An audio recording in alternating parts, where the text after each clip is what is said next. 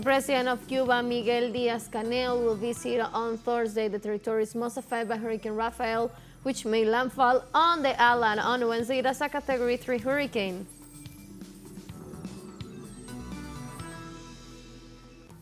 In the United States, Vice President Kamala Harris accepted the results of the presidential elections.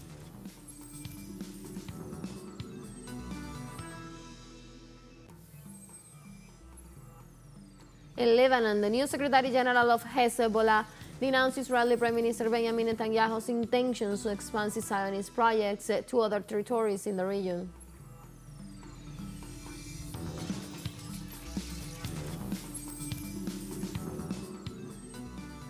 Hello, welcome to From the South. I'm Ana Marrero from the teleSUR headquarters in Caracas, Venezuela. We'll be with the news. Stay with us.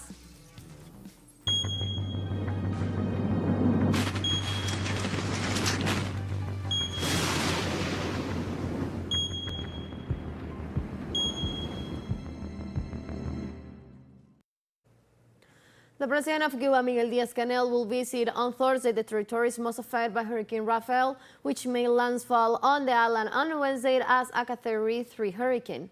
The head of state himself confirmed that he has been in touch with the Secretary of the Communist Party of the affected regions. The objective is to carry out more precise evaluations in each one of the areas. Since Wednesday, the regional and national governments has been supervising and in many areas that have started the recovery work.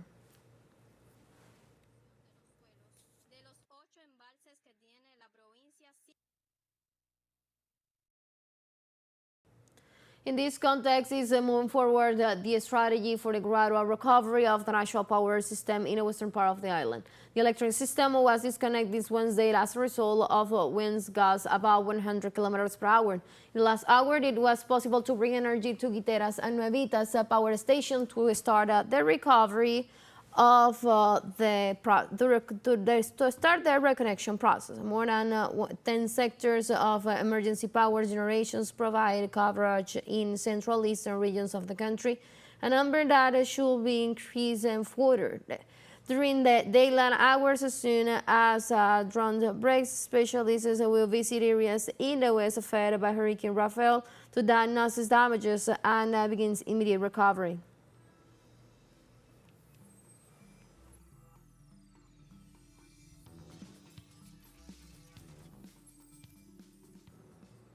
And in Venezuela, President Nicolás Maduro announced the shipments by sea of more than 300 tons of supplies to Cuba affected by Hurricane Rafael.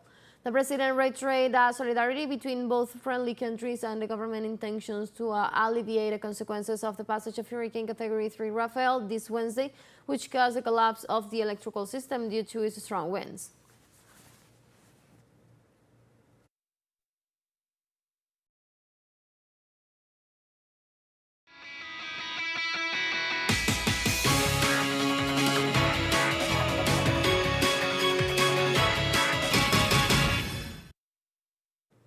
And now moving on, Emerlinda Malcote, international analyst, will be with us live during this analysis of the presidential elections that passed on November the 5th.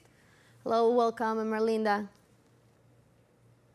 Hello, thank you for inviting me. Thank you to you for being here with us. Let's start. And how can you understand, or how can we understand Donald Trump's victory? Meaning the fact that not only he won in electoral votes, but for the first time also for the popular vote. Yes, I think that the election has to be taken in the broader context of the Biden administration, which was a catastrophe. When Biden came to power, there was no big wars, and now we have the war in Ukraine and the war in West Asia. When Biden came to power, also the state of the economy was not in a good shape, but he has not restored what he has promised to do. Is, let's say, healthcare, housing system for people. People cannot afford houses in the United States. So the social situation and the economic situation is really bad. When you see the growth of the GPD is not that bad compared to the other country, but what happened with Biden is that only the oligarchy has benefited from the growth of the economy. So people wanted to shift away from that administration and were hoping that Trump would solve those problems. Yeah. And also, how do you anticipate Trump's victory will reshape U.S. foreign policies, particularly in the relations with Russia and China? Well, I think that there will not be a big reshape like people is expecting, because the United States there is not only the president, it's a big machinery that is dedicated to continue with the imperialist project. So it will be another style of foreign policy, but the core of the foreign policy will still be the same.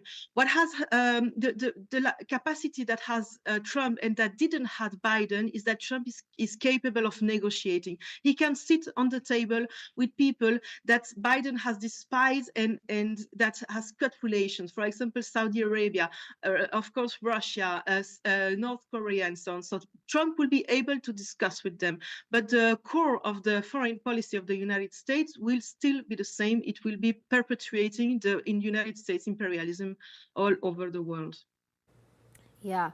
And lastly, because of the time, what changes do you foresee in U.S. relationships with its traditional allies, especially in Europe and Asia, given Trump's America's First approach?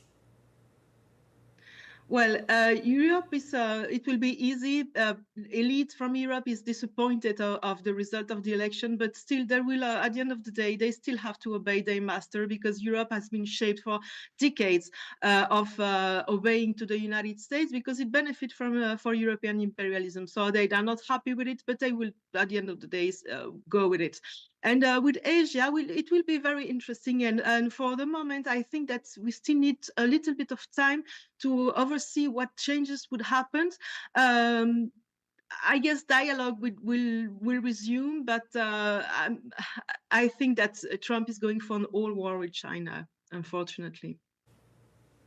Yeah, thank you, Merlinda, for your analysis and your remarks. And now let's take a very short break. But first, remember, you can join us on our TikTok account as teleSUR English. One final short break. Don't go away.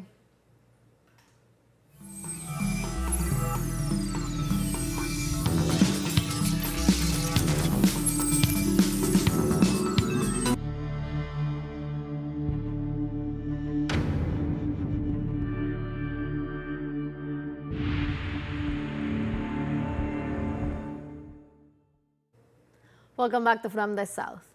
In Lebanon, the Hezbollah resistance movements denounced Israeli Prime Minister Benjamin Netanyahu's intentions to expand the Zionist project to other territories in the region. The new Secretary General of Hezbollah, Sheikh Amin Qassem, explained Netanyahu's goals to invade Lebanon. The leader further noted that the Israeli Prime Minister was willing to wipe out Lebanese resistance occupying Lebanon and change the map of West Asia. In addition, Qassem assured that Hezbollah has sufficient resources, both in terms of armors and forces, to confront Israeli aggressions in the country.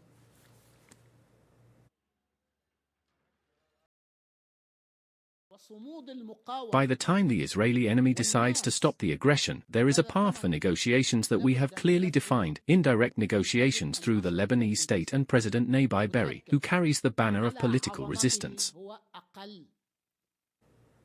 The new Secretary General of Hezbollah, Sheikh Amin Qassem, points out that the methods used by the Israeli regime in its Zionist project.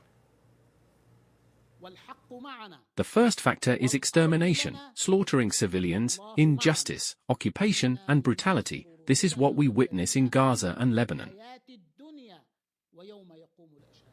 Qassem assured that the Hezbollah resistance movements will keep fighting for as long as it is necessary, indicating that they will not be defeated by a word of attrition.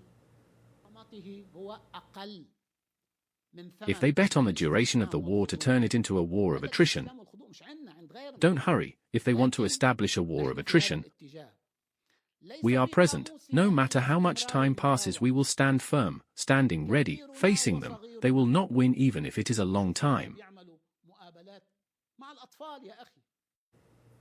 In Palestine, the World Health Organization is currently evacuating 113 patients, mostly children, from Gaza to the United Arab Emirates and Romania to receive medical care.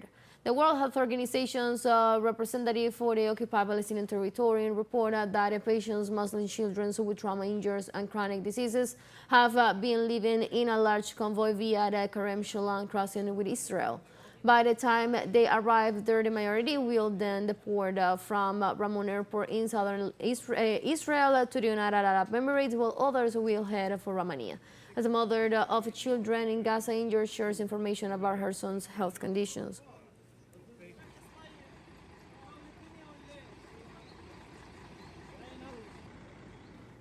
Israeli occupation forces killed several students in Bethlehem after launching toxic gas canisters at schools in the town of Al-Qadir. Local media reported that the Israeli military targeted students as they were leaving their schools at the end of the school day. Early in the morning, the Israeli military had also fired toxic gas canisters around the Al-Qadir secondary school for girls in the vicinity of local shops, causing suffocation cases among residents. These attacks come in as a recent escalation of Israeli forces' attacks on school children in Al-Qadir, with repeat incidents of suffocation injuries caused by the tear gas further heightening tensions in the region.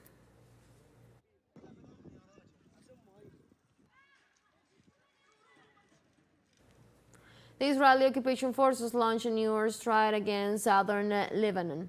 According to the local media, Israeli fighter jet bombed several points inside residential areas of the Lebanese capital, Beirut.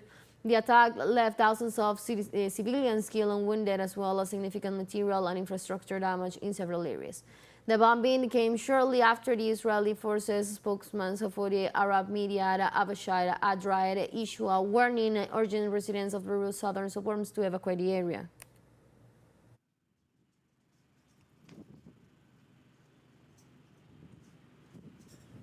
The United Nations organizations denounced on Thursday that thousands of civilians are starving to death in Gaza right in front of the eyes of the world. The situation in north of the Palestinian enclave has described as a desert unsustainable for the human life.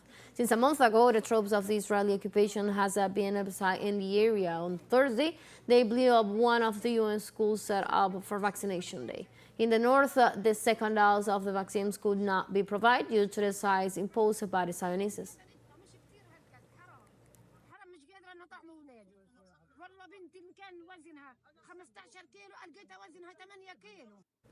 Let's take our last break, but before we invite you to visit our YouTube channel at teleSUR English, where you'll be able to watch our interviews, top stories, special broadcasts, and more. Subscribe button and active the notification bell to stay up to date on the world's most recent events. Move on to break, don't go away.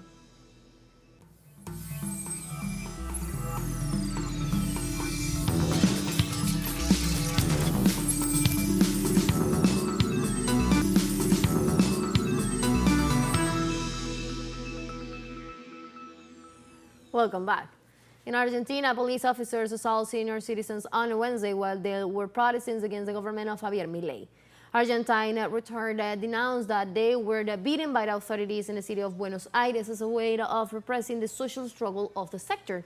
During the mobilization, they had the support of the National University of Central Buenos Aires to show their solidarity with the thousands of senior citizens who were suffering the neoliberal measures of Javier Milei. One of their main claims is a lack of medicine, since the pharmaceutical domestic companies does not agree on delivering medicines under the recipe of the National Institute of Social Services for retirees and pensioners.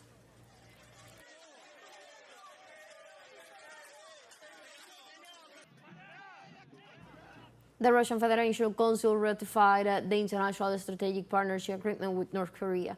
The Federation Council approved with 191 votes in favor and none against the agreement with North Korea. The upper house first deputy chairman of the Foreign Affairs Committee, Vladimir Dashbarov, emphasized that the partnership between the two countries was based on mutual respect for the sovereignty of the states, territorial integrity, and non-interference in internal affairs.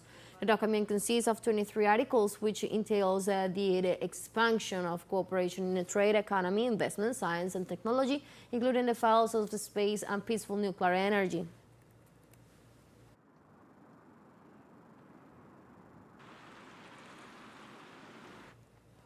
A serious political crisis arises in Germany in the midst of another no less important crisis, the economic one. Chancellor Olaf Scholz has dismissed his finance minister, Christian Lindner. The Free Democratic Party is thus expelled from the government, and with the breakup of the alliance, they are left without a majority in parliament. The Chancellor assures that Lindner has betrayed his trust and differences are already irreconcilable. This country is already certain heading for early elections in March 2025. The new former minister demands a radical turnaround with massive spending cuts and tax cuts from his allies. On Thursday, the Chancellor stated that he will call a motion of confidence for next January the 15th. Letztlich aber auf das Bündnis Sarah-Wagenknecht angewiesen. Kretschmer hatte bereits zum Auftakt der Sondierungsgespräche vor allzu großen Erwartungen gewarnt. Überschattet wurden die Gespräche unter anderem. In Spain, the far-right Vox Party announced a fail of complaint against the Prime Minister Pedro Sanchez for the alleged crimes of reckless homicides and omission of assistance in the tragedy triggered by the passage of Dana storm. Of a press briefing, the leader of the far-right party, Santiago Abascal, considered that the situation in Valencia due to the passage of Dana was aggravated due to Sanchez's political actions. Abascal points out that the Prime Minister has maintained an insensitive attitude towards those affected, evading the situation by supposedly denying the military deployment and rejecting international aid. These allegations came despite the fact that, according to the local media, the executive has deployed almost 15,000 troops to provide assistance in the affected areas.